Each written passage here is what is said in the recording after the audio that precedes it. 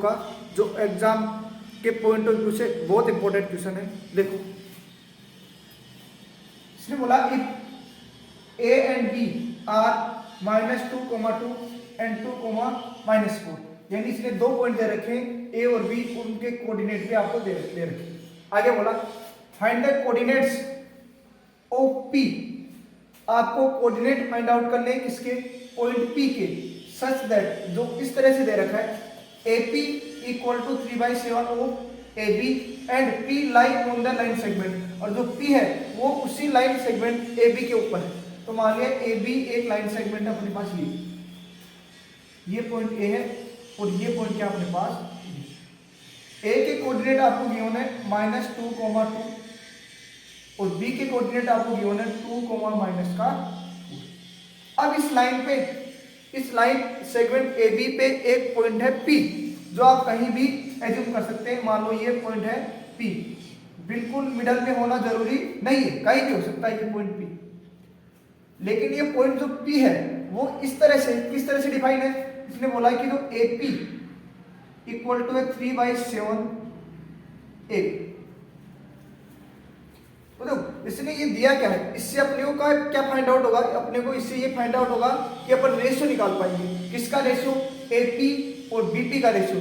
AP और BP का ratio आ गया तो अपने पास M1 और M2 आ जाएगा, और अपन P के पॉइंट क्या कर लेंगे, फाइंड आउट कर लेंगे, किससे, सेक्शन फॉर्मूले से। लेकिन सबसे पहले आपको रेशियो चाहिए, तो क्या करेंगे, ये AB मल्टीप्लाई में मैं इसको डिवाइड में लिया हूं, तो AP अपॉन AB क्या आएगा, AP अपॉन AP, तो 3 रेशियो कितना हो गया, 7। इसका मीनिंग यह है कि AP और AB का रेशियो, AP और AB का रेशियो कितना है, 3:7।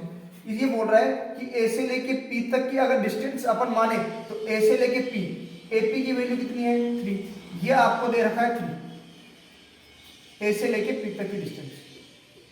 और इसने बोला AB, और AB कितना है, 7, यानी टोटल A से लेके B तक की, ये तो टोटल डिस्टेंस है यहाँ से लेके यहाँ, टोटल यहाँ से लेके यहाँ तक AB की जो डिस्टेंस, ऊपर लिखता हूँ उसको, अगर ये टोटल डिस्टेंस कितनी है, 7, पूरी यहाँ से लेके यहाँ तक, ये 3 है, ये टोटल 7 है, तो ये बचा हुआ पार्ट कितना होगा, 4, ये 3 है, ये 7 है, तो बचा हुआ पार्ट कितना होगा, 4। तो अपने को क्या मिल गया, रेशियो, अपने को क्या मिल गया, रेशियो मिल गया कि AP अगर 3 है तो मैं यहां से लिखूं, अपने को पता है कि AB = क्या होगा, AP + BB,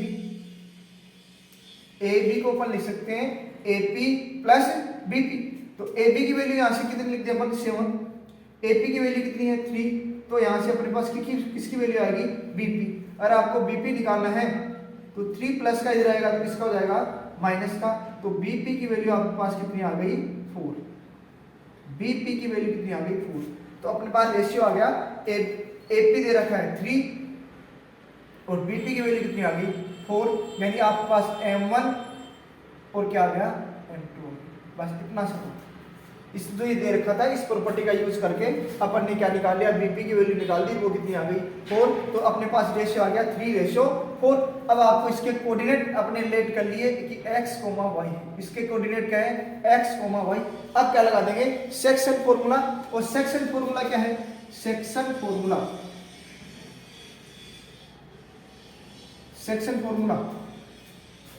x कोऑर्डिनेट निकालने के लिए क्या करेंगे, x1 M2 x2 M1 upon M1 + M2, यहां से किसकी वैल्यू निकालेंगे, x की, तो x = ये अपने पास देखो x1 हो गया, y1, ये अपने पास दे रखा है x2 और ये क्या है, y2, तो वैल्यू पुट करते हैं, x1 -2 इंटू M2 कितना है, 4 plus x2 2, M1 3 upon M1 + M2, तो x = 4 × 2 = 8 माइनस 2 × 3 = 6 और 3 और 4 कितना हो गया, 7, माइनस प्लस माइनस, 8 में 6 गया तो 2, लेकिन बड़ी चीज माइनस की है तो यहाँ भी क्या आएगा, माइनस, तो x की वैल्यू आ गई -2/7, x की वैल्यू कितनी आ गई, -2/7। अब मैं इसको इरेज कर रहा हूँ और इसकी वैल्यू, अब इसकी वैल्यू निकालेंगे y की, अब किसकी वैल्यू निकालेंगे, y की वैल्यू। y की value same, y equal to क्या होगा, y1 m2 y2 m1 upon m1 plus m2। ये फॉर्मूले हैं, इनको सेक्शन फॉर्मूला बोलते हैं। x की वैल्यू और ये क्या है, y। याद कैसे करना है अभी मैं बताऊंगा।